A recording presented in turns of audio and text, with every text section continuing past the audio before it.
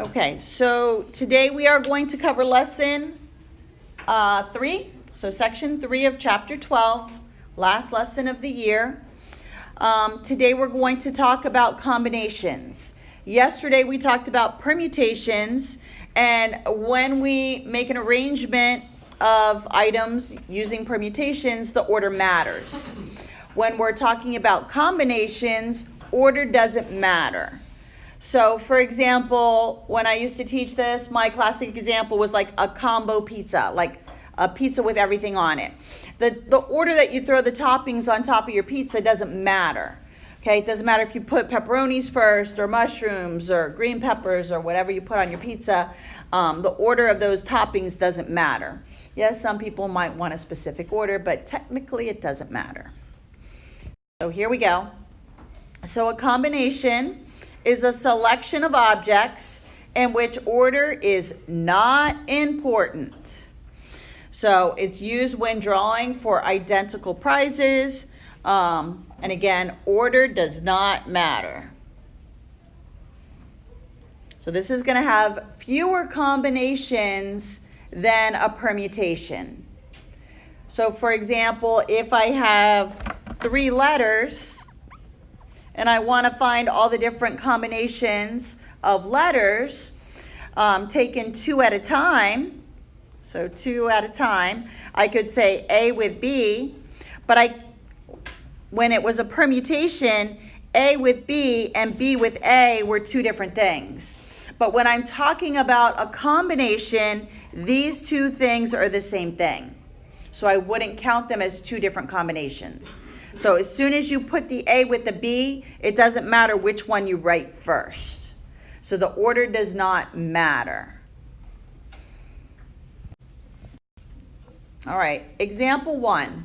It wants us to count the combinations of 2 letters from the list of the letters A, B, C, and D.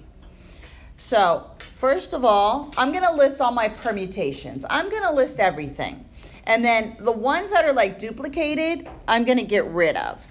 So for example, I could match the A with B. And then I can put A with C. And then A with D. And now I've covered A with everything. Now I'm going to shift to B. I could do B with A. I could do B with C. And B with D. Now I'm going to shift to the C. C with A, C with B, C with D, and then D with A, D with B, and D with C. Now, these are all of the permutations. Remember, combinations, it doesn't matter the order. So some of these I'm going to get rid of. So notice here, I have AB here, and then BA here. I'm going to cross this one off because they're the same thing when I'm talking combinations. Okay? If it were a permutation, I would count that BA. Okay? The next one that I'm going to encounter is the BC and the CB. So here and here, and I'm going to cross this one off. I can also see that I have a AC and a CA. That one gets crossed off. And then I also have the BD and the DB. Let's do that one in blue. Okay, and then I also have the DA. Good, thank you. The DA and the AD. And I'll cross one of those off. Okay, and then the CD and the DC. So I'll cross that one off. Actually, here, let me, this one and this one.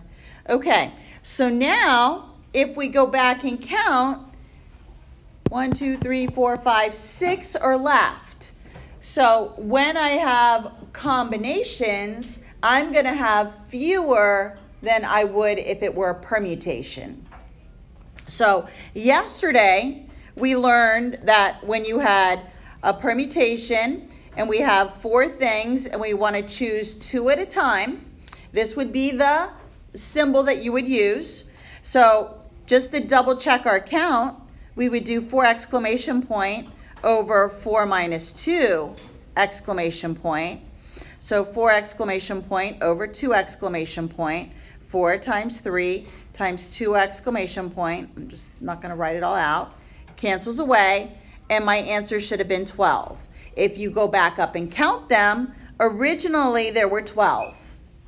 We're going to learn the combination formula, which is on the next slide. So just by listing them out, because there wasn't that many, we could see that there were 6 possible combinations choosing 2 letters at a time. So the answer to this question was 6. And this was before we learned the formula, just by listing them. Okay, now we're going to modify the permutation formula. We're going to add a little thing to it. Notice in my formula here, this part is the same. What I'm adding is they're going to multiply by r factorial. That's the new part. Okay, so if I did that same problem that I did on the previous slide, this time I would do C, 4, and a 2.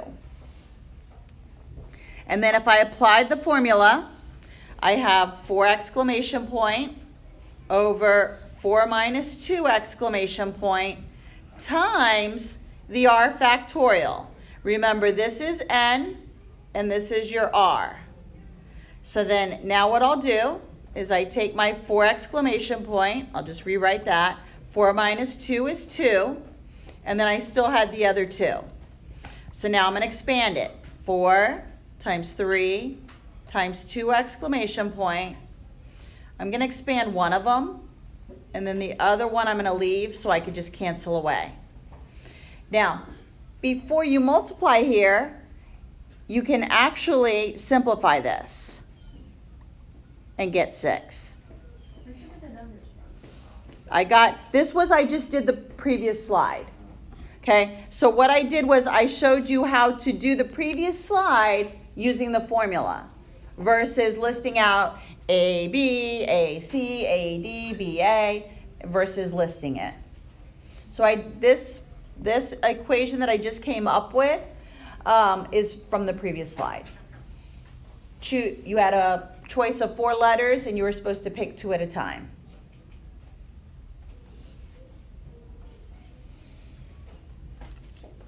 All right. So you order a sandwich at a restaurant.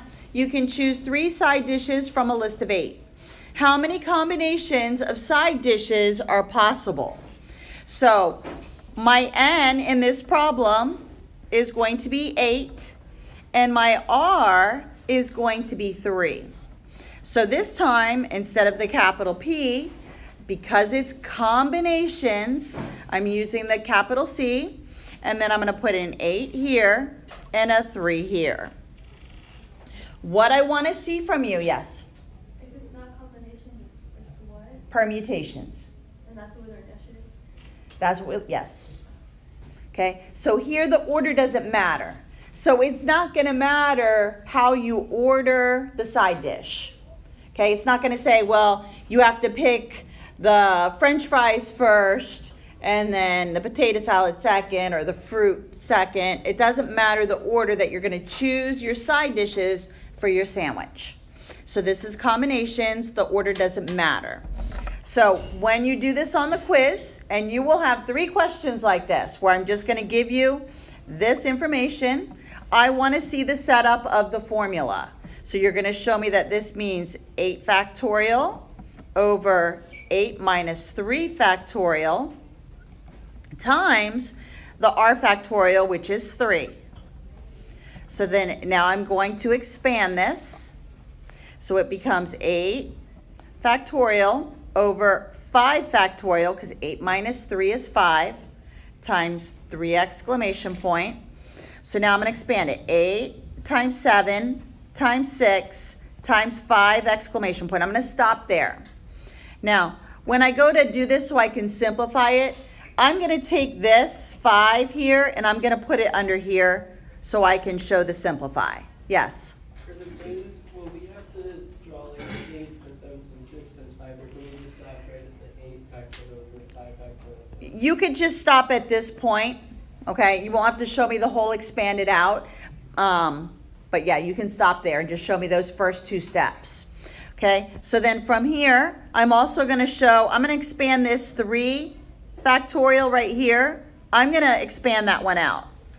So 3 times 2 times 1. So now I'm going to cancel. That'll cancel. And notice that 3 times 2 is 6. So I'm going to do that. And then my answer is 56. You can just do it. You could have actually multiplied 8 times 7 times 6 and then divided it by 3 times 2. Now, your calculator will do this for you. But when I used to teach this, I used to not allow a calculator, and I made them simplify this and multiply it on their own. So this answer here is 56. Again, if you have a scientific calculator, your calculator either has a PRB button, or it might have an NPR or an NCR, that type of button. If you have a graphing calculator, your calculator has a key and it's called math. And then you have to arrow across and look for the probability function. If you're not sure how to use your calculator, learn how to use it before Thursday. If you need help with it, after I cover this, if there's time, I'll help you today. Otherwise, come see me tomorrow before or after school, or if there's time in class. Tomorrow we should have a little bit longer because I have you first period during the senior review day.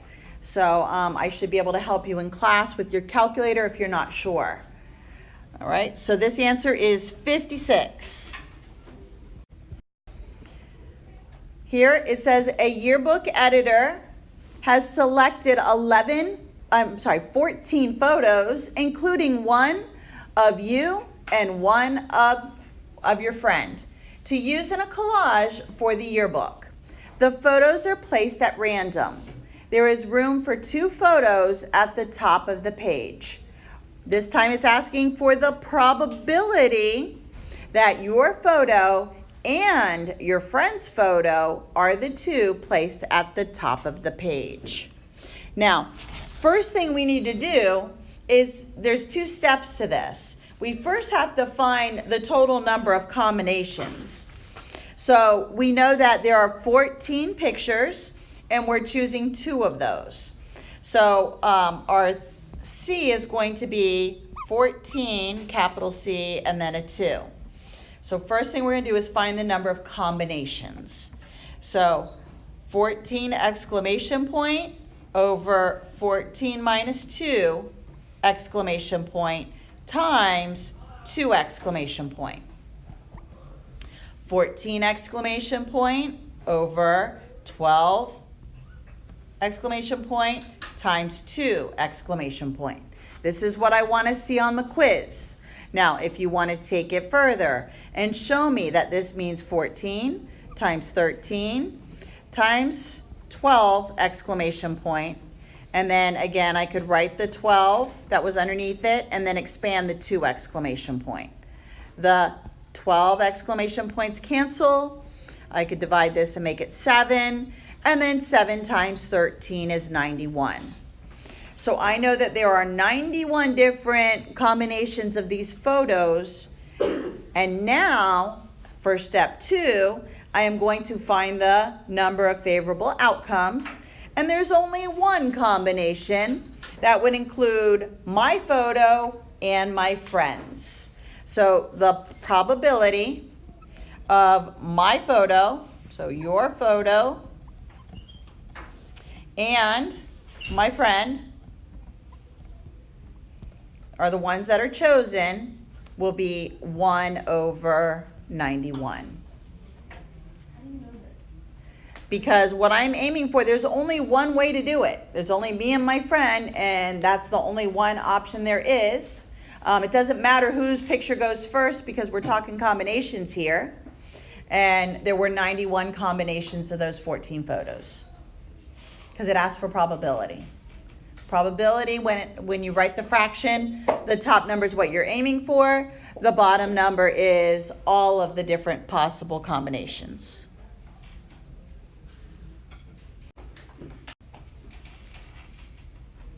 Okay, it says your teacher chooses, or randomly chooses, 2 out of 18 students to give an impromptu debate on freedom of the press in high school newspapers. What is the probability that your teacher chooses you and your best friend? So again, what we need to do is find the number of combinations that we could choose 2 people from. So again, it's going to be capital C. We have 18 students and we're choosing 2. So again, we're going to do 18 exclamation point over 18 minus 2 exclamation point times 2 exclamation point.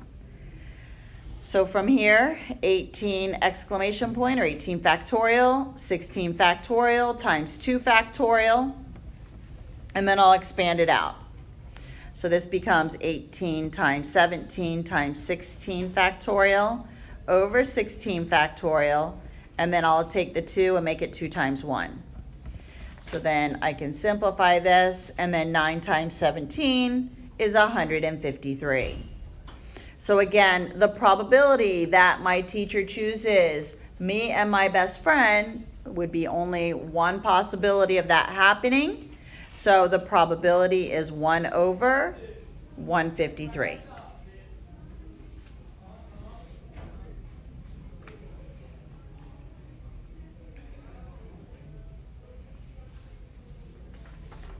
One more slide. We got 2 minutes. Everybody good? All right, last slide. These are just simple calculator problems, but again, you will have 3 of these on your quiz. So I need to see the setup. So for this one, it's 10 exclamation point or 10 factorial over 10 minus 8 times 8 exclamation point. You're going to show me that it simplifies to 10 factorial over 2 factorial times 8 factorial. This becomes 10 times 9 times 8 exclamation over the 8 exclamation, and then 2 times 1. So then this will simplify, and then 5 times 9 is 45. Then for the last one, you're going to do 24 exclamation point over 24 minus 10 exclamation point times 10 exclamation point. And then you'll simplify it. This final answer is really large, 1961256. So here it's going to be 24 factorial over 14 factorial times 10 factorial. And then we will expand that out. And then final answer is 1,961,256.